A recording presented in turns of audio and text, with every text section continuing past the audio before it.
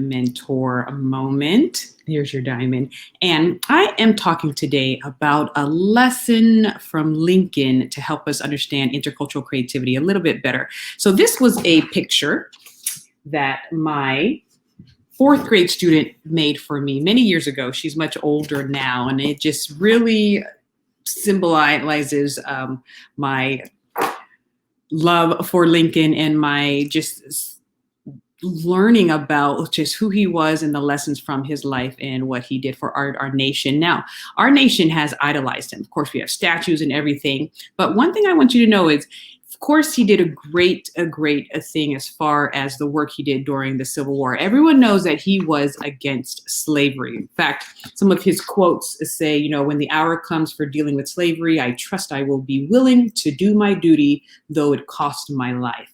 And then another thing says, if slavery is wrong, nothing is wrong. And so, I'm sorry, if slavery is not wrong, nothing is wrong. So we know his feelings towards that institution. What a lot of people don't know is that even though he felt slavery was wrong, he also believed that Black people weren't on the same intellectual level as white people. Now, knowing that he was born in 1809 and he lived in the 1800s and what was going on there culturally, not a huge surprise that he had that mindset. But a lot of people really look at abolitionists as one big group of people with the same mindset.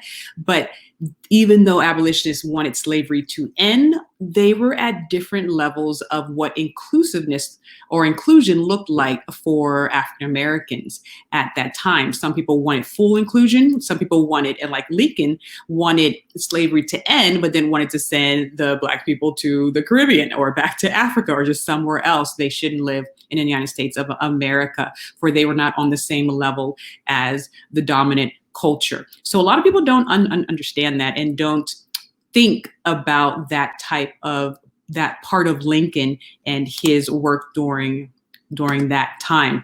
Now, when I talk about intercultural creativity, you know, creativity isn't just artistry. It's about developing new ideas. Interculturalness isn't just about ethnicity and nationality. It's about groups of people having the same values and beliefs and structures going on. So that's intercultural creativity, the process of problem finding and problem solving with value, relevance, and novelty with people from different lived backgrounds and experiences than you.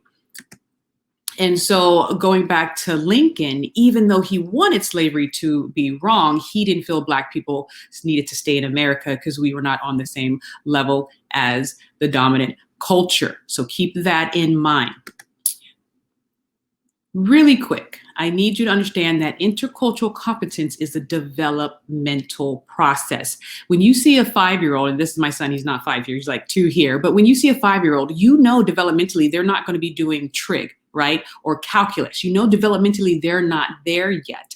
But you'll never say to a 5-year-old, you'll never do trig. You just know things have to go in place. There has to be tools in place, experiences, exposure, and instruction for that 5-year-old to one day get to a position where they can handle advanced math, right? And handle the different movements within number sense and things like that.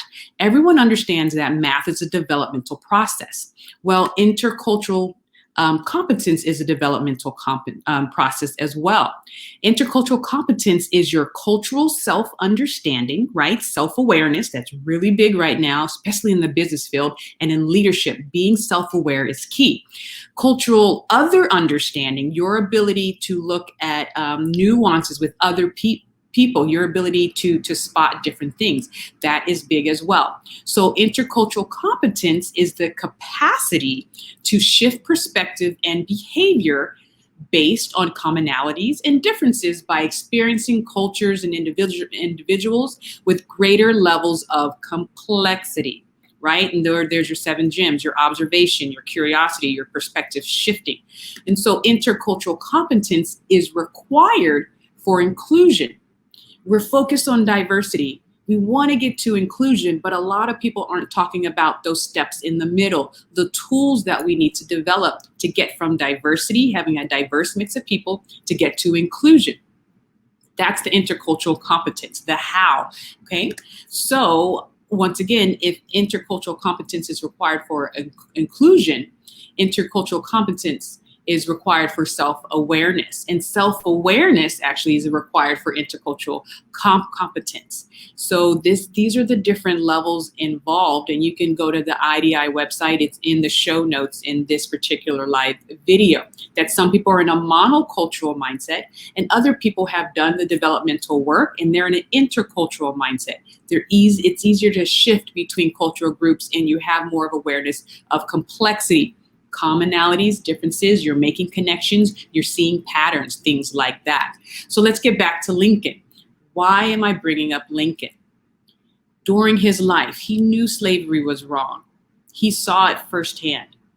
And I don't have time to go to the whole historical background. I've been studying Lincoln since the 6th grade, read a few books, so I definitely understand his journey. But if you read his speeches, okay, if you read his speeches, if you look at the debates, especially the debates between him and Douglas, if you see his position, you'll see him slowly go from that mindset that all Black people should be free, but they shouldn't live here, they're not at the same level as whites, to the end of his life where he comes to the realization that the capacities are more or less the same.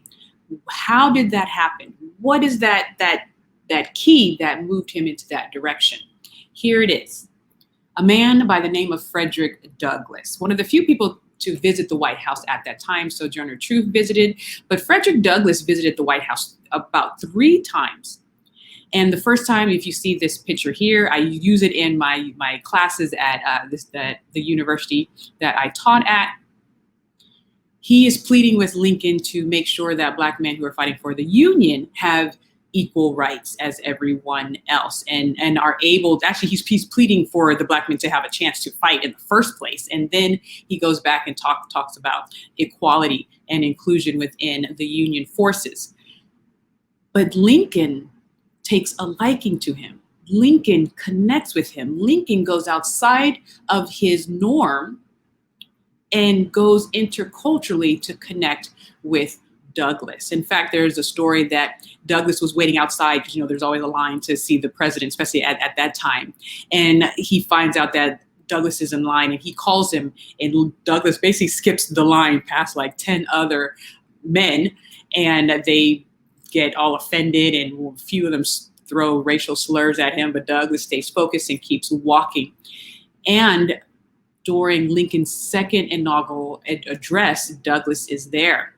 And Douglass goes to the White House after it and gets turned away by the guards. And Lincoln finds out and summons Douglass to come back and asks him, "What did you think about my speech? Because it is your opinion that I value the most." And so it wasn't until the end of his life where Lincoln finally realized that the capacity of all people, the creative capacity of all people are the same, but that mind shift did not happen until he interculturally connected with someone from a different lived experience. Douglass was the one who brought the experience of the Black man, the experience of what was going on with the Black men in the army, the experience of slavery, basically, and wanting to be free, these Black men wanting to fight for their own freedom, to the White House. He brought that lived experience to the White House so Lincoln could see the perspective that he was missing. And so basically at the end of his life, that's why Lincoln had that shift of fighting for the Black men to get the right to vote, which sadly was one of the catalysts of why he was assassinated. But that shift did happen none the less. So this is just a reenactment. I just love theater. And so I have been studying this my entire life. I started in the 6th grade. The Lincoln Fellowship was my first fellowship. I went to his office. I went to his burial ground. I went to his home. I went to his home in Salem as well. I went to Ford Theater and where they took his body across the street before he passed. The only place I haven't gone to is Gettysburg. So I would love to visit Gettysburg before. But one last example. So that's Lincoln moving from a monocultural mindset more into an intercultural mindset through interactions with people from different lived experiences. That's his intercultural development, which opened up his creativity, which had them think of new creative ideas of moving the nation forward for the Black men to have the right to vote. Can you move the other direction? Of course you can. And it usually happens during your formative years. Here's a quick example of the effect of culture during your formative years. There's a movie out there called 42 with Chadwick Boseman, who I actually met at an event before he passed away. Great actor, great soul. He's one of those people who you meet in real life and you're happy you did, because he's as awesome in real life as he is on the screen. So beautiful soul. And this is from the movie 42, which is a reenactment of the life of Jackie Robinson. And there's a scene, pivotal scene, and I use it a lot in my teachings and my examples because it's a key example of how isms, you're not born with them, they're taught. There's this little boy who is going to see the Dodgers play for the first time. You see it on his face. He is so excited to be there. And then, they're calling out the numbers. The runners are coming out on the field. He's screaming. And then they call out Jackie Robinson. And he is excited to see Jackie Robinson play. And so you see this excitement. And suddenly you see him and his dad starts screaming at Jackie Robinson, but he's not screaming the same excitement. He's screaming racial slurs, negative comments, very bullying type of statements. And when you look at that, there's a dad screaming and the boy's looking confused. You see the cognitive dissonance going on. And the boy's like, wait, I'm excited to see him, but my dad is saying, you don't belong here, get off the field, and the N-word's coming out, and there's other people around him screaming the same thing. And so you see the cognitive dissonance happening in this young child's brain. And then it clicks for the child, and he starts screaming racial slurs and negative comments too. The reason why I'm connecting this to creative development is in the Medici effect. It states that innovation and creativity happen at the intersection of disciplines, of fields, right, of experiences and cultures. The best ideas come from when you're able to cross-fertilize these different experiences come together. And so what that little boy just lost was a chance to connect with Jackie Robinson and other people like him. Any type of creative thoughts that little boy could have had were suddenly squashed because now he was in a culture, in a family culture in this situation. Sometimes it's a work culture, an organizational culture, or what have you. But he was in a family culture that was polarizing and separating people who had different lived experience from him.